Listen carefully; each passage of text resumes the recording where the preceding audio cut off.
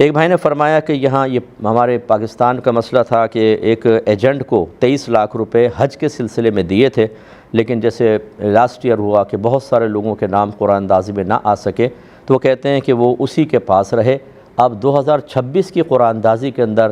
دوبارہ مطلب یہ نام ڈالا جائے گا اور پیسے اس وقت ان کے پاس ہیں، گویا کہ اس پیسے پر 1 سال گزر گیا۔ اب وہ یہ پوچھ رہے ہیں کہ اس پر زکوٰۃ دینی ہوگی یا نہیں۔